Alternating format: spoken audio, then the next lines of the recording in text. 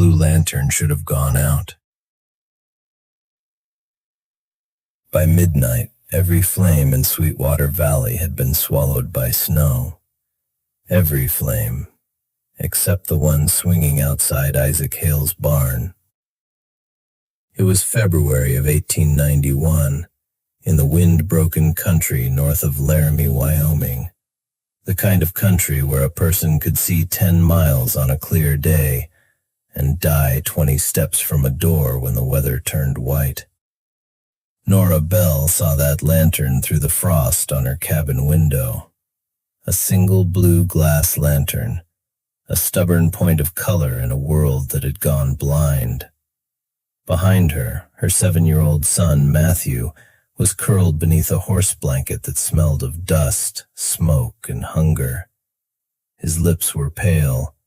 His breath came small. "Mama," he whispered, "my toes are asleep." Nora turned away from the window before fear could show on her face. "I know, sweetheart." "I'm going to wake them up."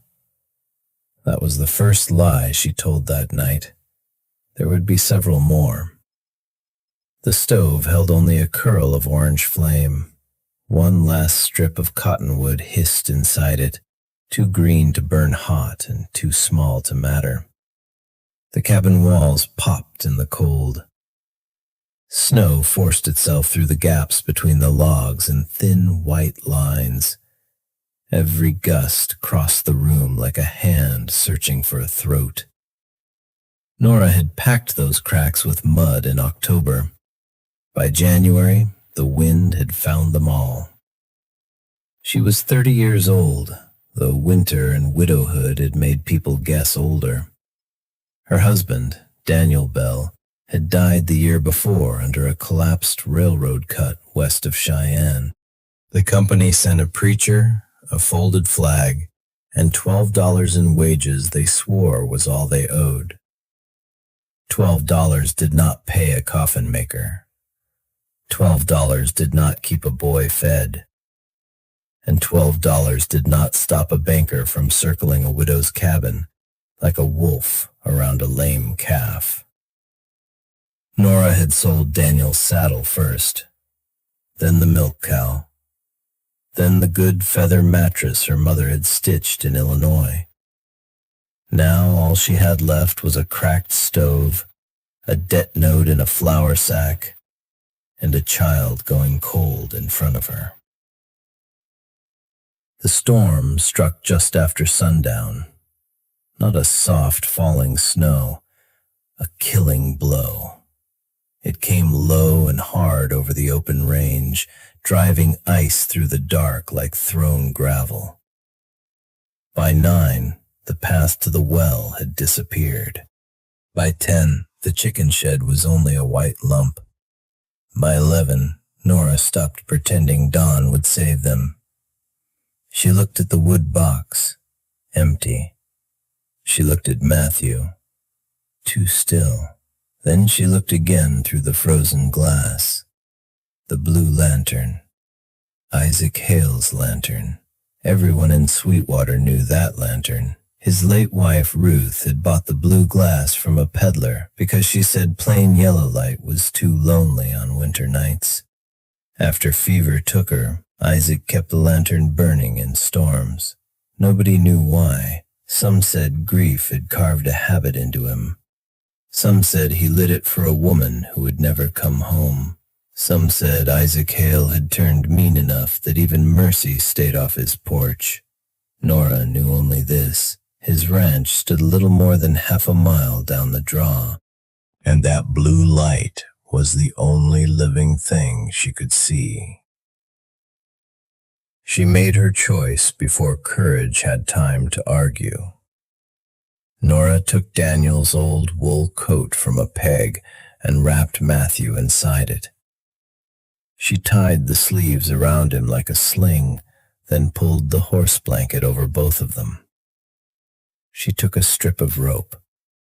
She tied her own waist to the boy's. If she fell, he would not be lost in the white. Matthew opened his eyes as she lifted him. "Where are we going?" Nora looked at the blue spark through the glass. "To the light." The door fought her like a living thing. When it finally opened, the storm came into the cabin so hard it killed the stove flame behind her. Nora stepped out. The cold hit her mouth first, then her eyes, then the deep place in her chest where hope had been keeping itself small. The snow was already above her knees. The wind shoved at her side, then struck her back, then spun and hit her in the face. There was no road, no fence line, no moon. Only the blue lantern appearing and disappearing like a thought she was trying not to lose. She held Matthew against her ribs. His weight was not much. That frightened her most. She made it 50 steps before she fell. Her right knee struck frozen ground beneath the drift. Pain flashed white, then vanished into numbness. For a moment, lying there in the snow, Nora understood why people stopped walking. The cold did not feel cruel at first. It felt gentle. It told her she could rest. It told her the boy was heavy. It told her she had done enough. Then Matthew's hand moved weakly against her coat. Nora cursed the storm with every word Daniel had ever taught her and pushed herself up. She walked again. The blue light vanished. She stopped dead. Nothing ahead but snow. Nothing behind but death. Then the wind shifted and the lantern appeared again, lower now, swinging hard outside Isaac Hale's barn. Closer. Nora fixed her eyes on it and walked as if the whole world had narrowed to that one blue flame. By the time she reached the Hale ranch, her hair had frozen to her collar. Ice crusted her eyelashes. Her hands were so numb she could not make a fist. She stumbled to the porch, hit the door with her shoulder, and tried to knock. Her hand made only a soft scrape against the wood. Once, twice. Then her knees gave out. The door opened before she hit the floor. Heat poured over her. Real heat, wood heat, coffee heat. The kind of heat that made pain come alive again. Isaac Hale filled the doorway, broad-shouldered, unshaved and barefoot, with a rifle in one hand and a look on his face that vanished the moment he saw the child. He did not ask what she was doing there. He did not ask what people would say. He set the rifle aside, took Matthew from her arms, and said one word. Inside. Isaac carried the boy to the hearth and laid him on a bearskin near the fire. Then he turned, caught Nora under the arms, and lifted her as easily as if grief had made her weightless. His cabin was larger than hers, built of squared pine logs with a stone fireplace big enough to warm a church. A kettle steamed on the crane. Harness leather hung from pegs. A dog raised its gray head from the rug, sniffed once, and settled back down as if deciding these strangers belonged to the fire. Isaac stripped the frozen blanket away from Matthew. Look at me, boy. Matthew's eyes fluttered. Isaac slapped his own palm lightly against the child's cheek. Stay with the room. Nora tried to stand, her legs folded. Isaac caught her without looking away from the boy. Chair, he said. I can help. You can sit. It was not unkind. It was command without insult. He wrapped Matthew in a dry quilt. Then he knelt in front of Nora and worked at the laces of her boots. They had frozen stiff. He took a knife from his belt and cut them loose. Nora stared at him, humiliated by her own helplessness. In town, she whispered, they would call that improper. Isaac pulled one boot free. In town, they can freeze proper. He set the boot near the hearth. Then he took her foot in both hands and began rubbing life back into it. Pain came in sharp needles. Nora gasped. That's good, Isaac said. Pain means you still own it. She almost laughed. Instead, she cried. Not loudly, not like a woman in a story, just one broken sound that escaped before pride could catch it. Isaac glanced up and something passed across his face. Recognition, maybe. Not pity. Pity looks down. This looked across. He brought her coffee in a tin cup with a spoonful of molasses and enough whiskey to make her throat burn. Drink. Nora drank. The heat struck her stomach and moved outward, slow and golden. Matthew began to shiver under the quilt. Isaac nodded once. Good. Shivering's work. He put broth on the stove. He fed the boy first, small spoonfuls, waiting between each one as if time itself could be measured by a child swallowing. Then he handed Nora a bowl. There were beans in it, salt pork, onion. She had not eaten anything that filling in 2 weeks. For several minutes, nobody spoke. The storm beat against the windows. The dogs sighed. The blue lantern outside knocked softly against its hook. Finally, Isaac said, "You should have come sooner." Nora's spoon stopped. "I had pride." "Pride doesn't make much fire." "No," she said. "But it keeps a widow upright longer than it should." Isaac looked at her then, really looked. His eyes were gray, not cold, but weathered, like river stones after a flood. "I know something about being kept upright by the wrong thing." That was all he said, but the silence after it had weight. That night, Isaac gave Nora the bedroom off the kitchen and slept in a chair beside the hearth with Matthew on the rug at his feet. Nora lay under a clean wool blanket and listened to the storm rage against the roof. She should have been afraid. She should have been ashamed. She should have been thinking about the women at church, the banker, the town, the rules that always seemed written by people with full wood boxes. Instead, she listened to Isaac shift in the chair whenever Matthew coughed. And for the first time since Daniel's funeral, Nora slept without one hand clenched around worry. Morning did not bring rescue. It brought more snow. 4 feet of it lay over Sweetwater Valley. The fence posts were gone. The road had no shape. Even the barn roof looked shorter, pressed down beneath the weight of white. Isaac stood at the kitchen window with a cup in his hand. "You won't get back today." Nora was sitting at the table, Matthew asleep against her side. "I can't stay here." Isaac turned. "Why not?" She looked down at her cracked hands.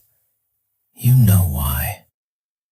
A corner of his mouth moved, but it was not a smile. "I know what people say when their bellies are warm." Nora said nothing. Isaac set his cup down. "The storm will open the road when it's finished. Until then, this house has walls. That boy needs heat. You need food." His voice roughened. "And I have more room than I have use for." So Nora stayed. 1 day became 3. 3 became 8. The storm broke, returned, broke again, and sealed the valley shut like a jar. In that narrow, snowbound world, Nora learned the shape of Isaac Hale's grief. She learned that he rose before dawn even when there was no reason to, because labor was the one language sorrow had not stolen from him. She learned that he spoke to horses more easily than to people.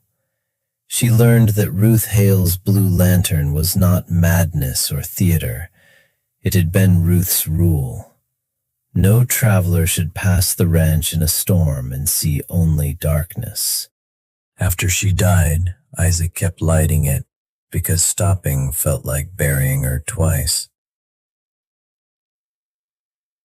Nora told him about Daniel, not the polished version, not the widow version, the real one. How the railroad men had promised safe timbering in the cut, and then rushed the crew because the contract paid by the mile. How Daniel had come home coughing dust for a month before the earth finally took him. How Nora had signed a paper she could barely understand because grief and hunger stood behind her like two armed guards. Isaac listened without interrupting. One evening, while she mended a torn saddle blanket by the fire, he said, "You read?" "A little." "Enough to read a note?" "Enough to know when someone hopes I won't."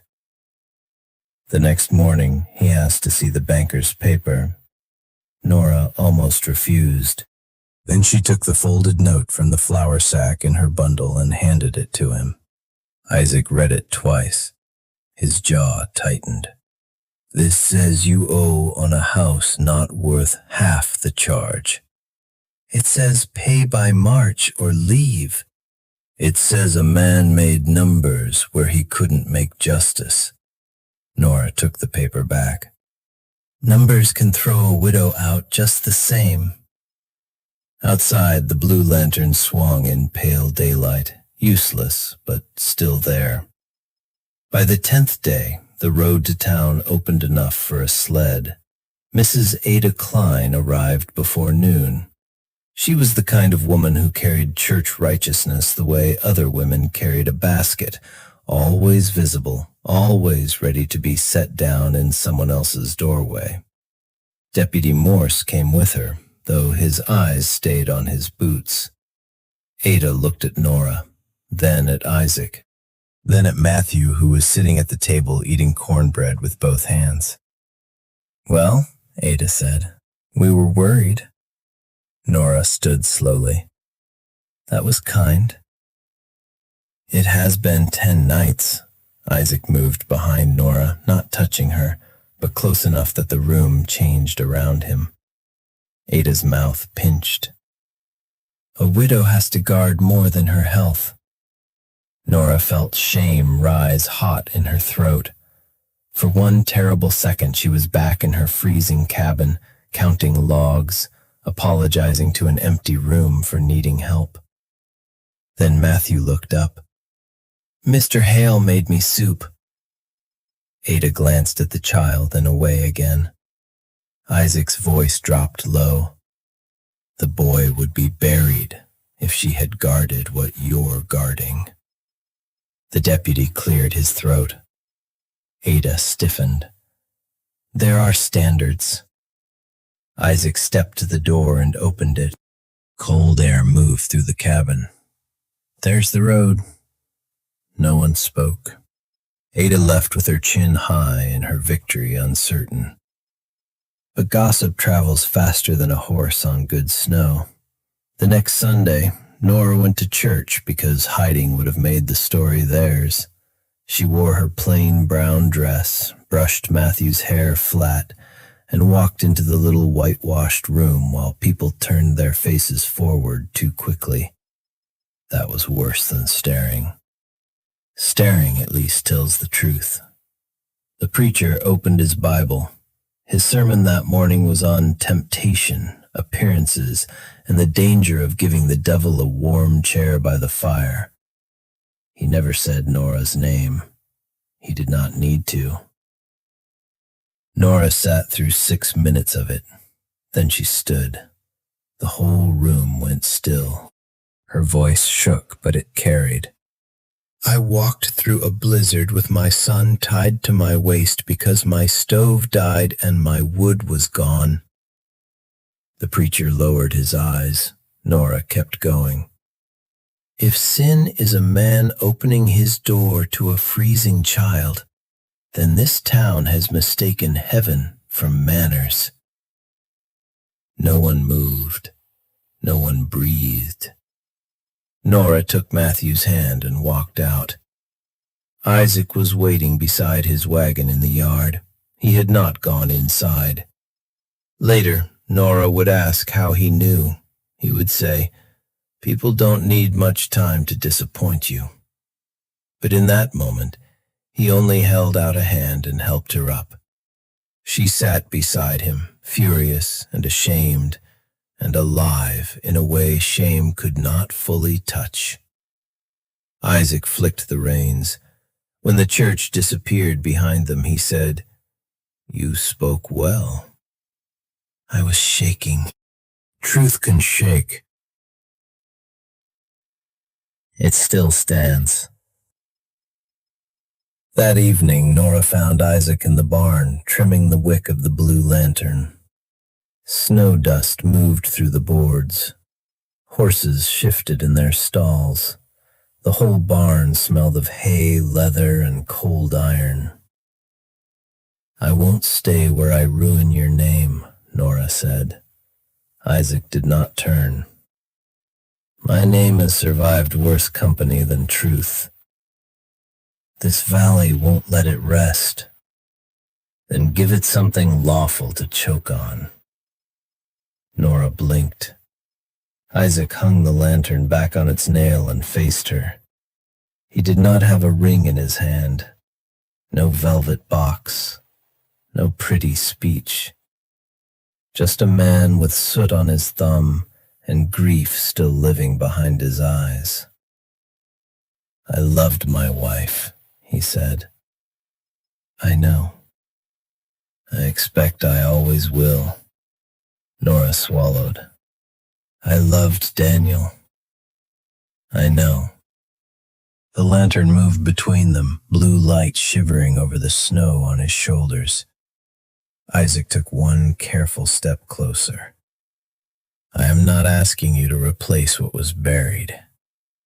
I am asking whether two people can stop freezing beside separate fires." Nora looked through the barn door toward the house. Matthew was inside, asleep near the stove, one hand tucked under his cheek.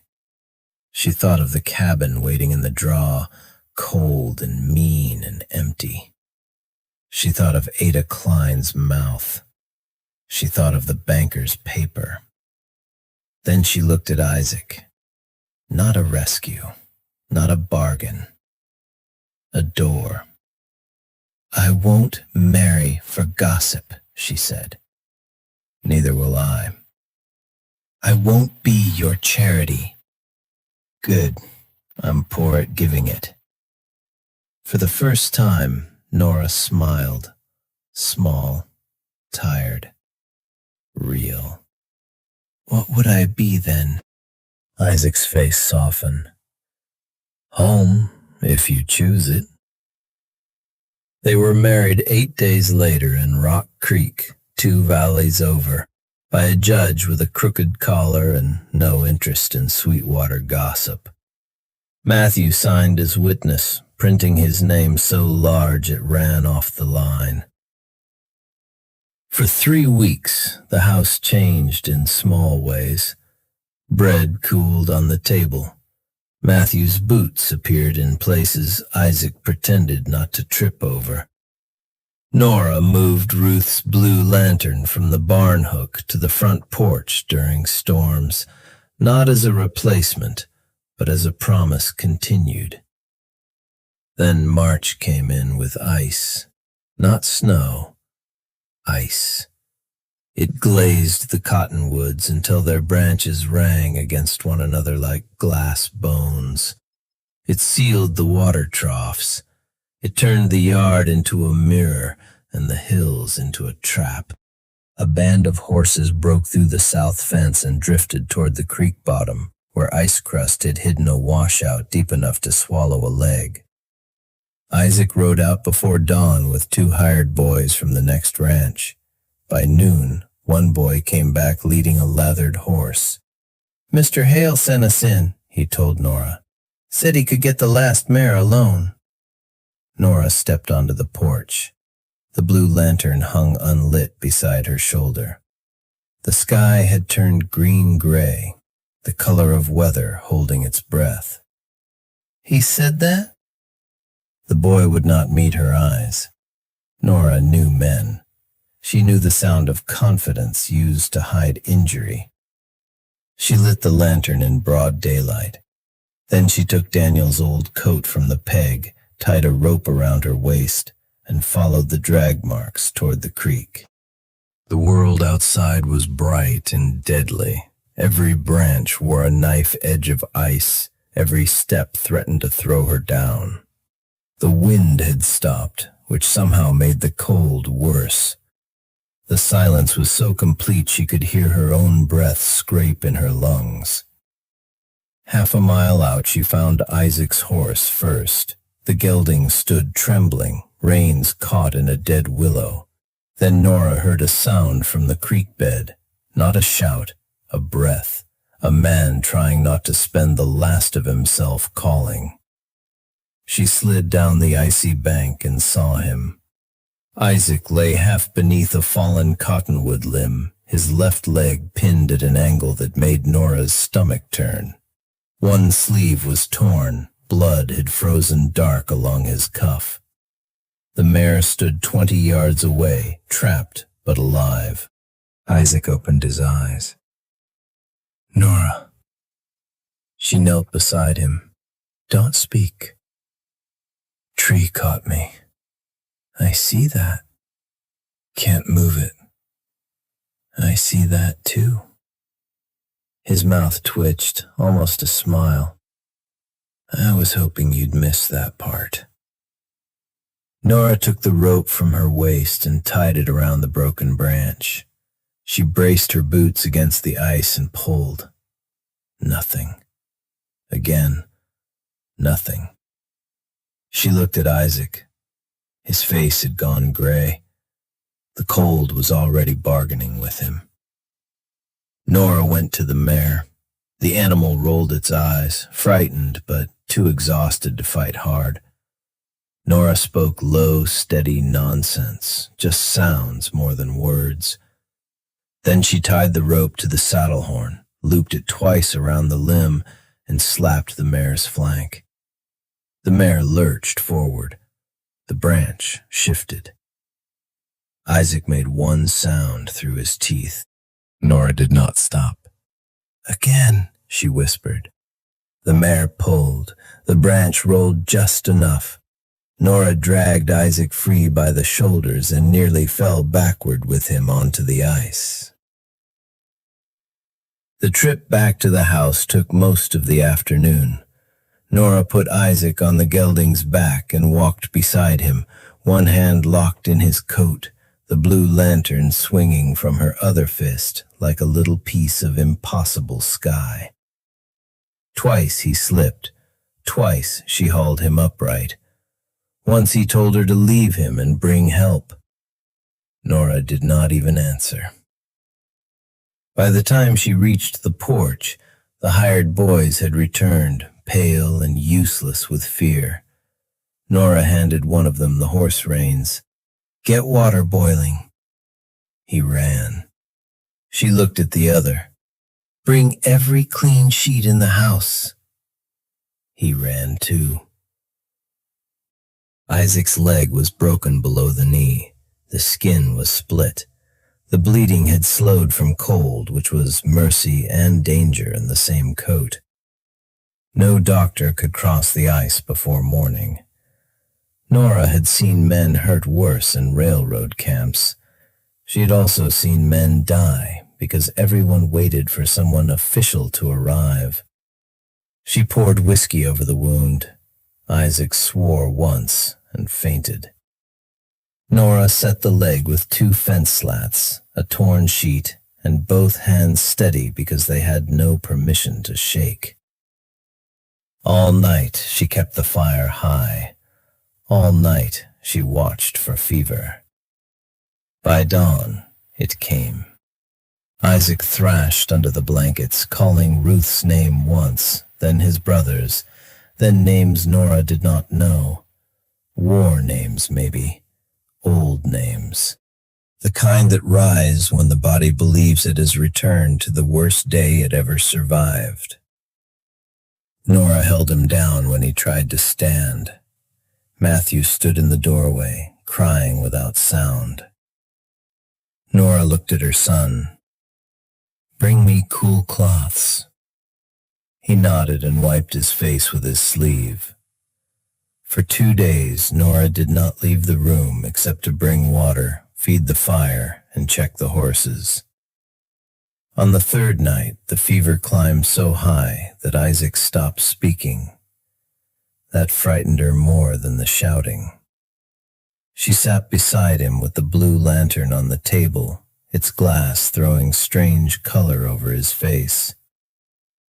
"You listen to me, Isaac Hale," she said, her voice raw from prayer and no sleep.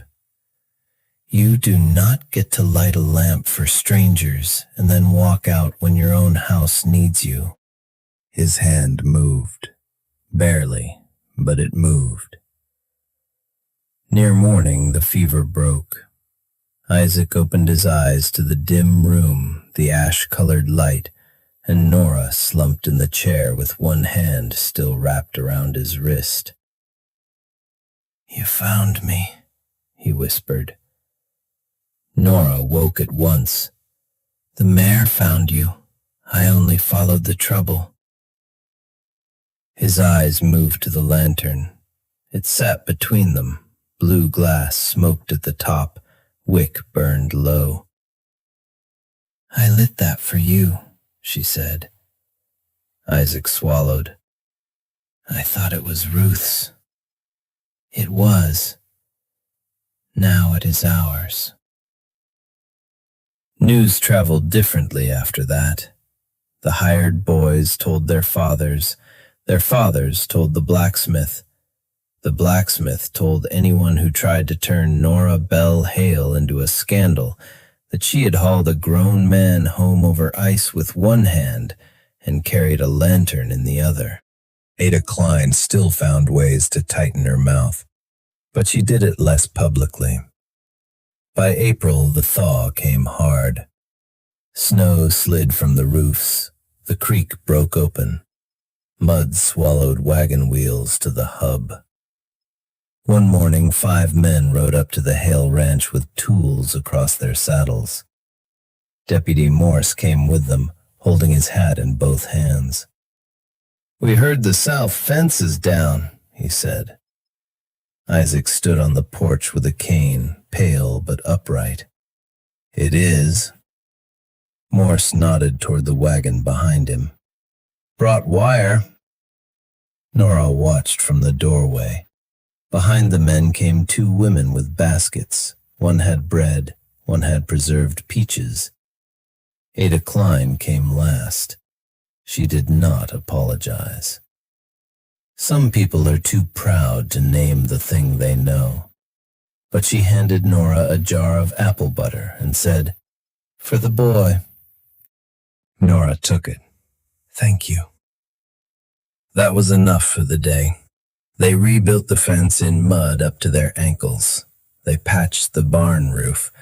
They cut the limb that had nearly killed Isaac into stove wood and stacked it by the door. That night, after everyone left, Isaac and Nora sat on the porch while Matthew chased the dog through the yard. The blue lantern hung above them, clean glass catching the last light. Isaac's cane rested across his knees.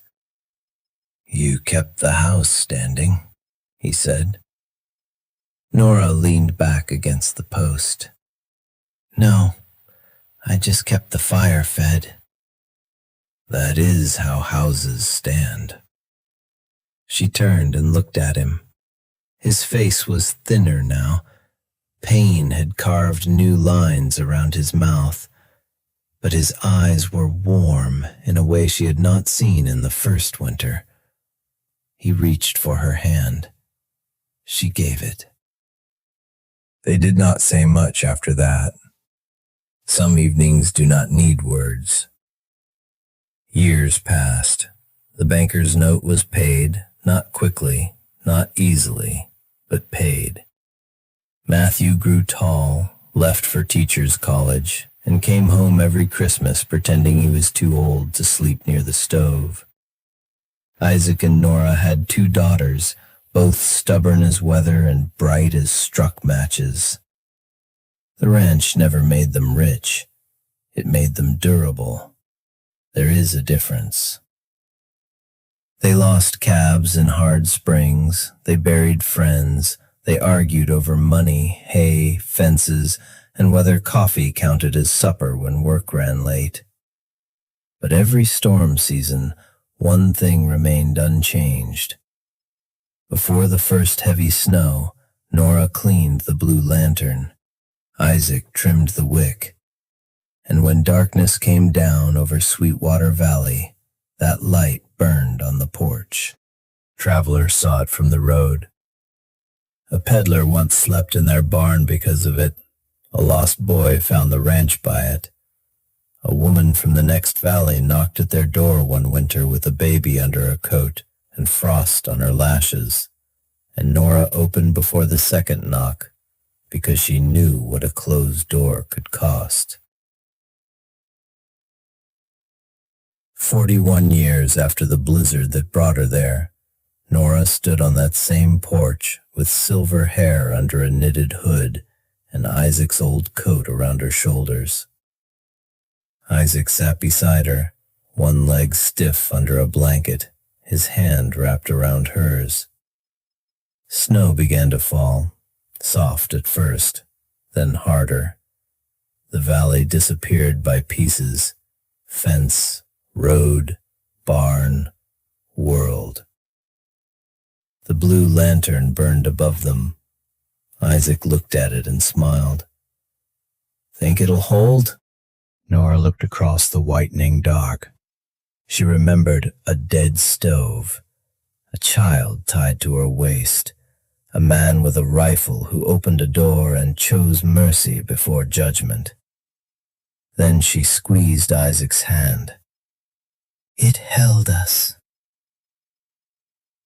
The lantern kept burning, not because the storm was weak, because someone had lit it before the storm arrived. And sometimes love begins as nothing more than a light left burning in the worst weather of your life.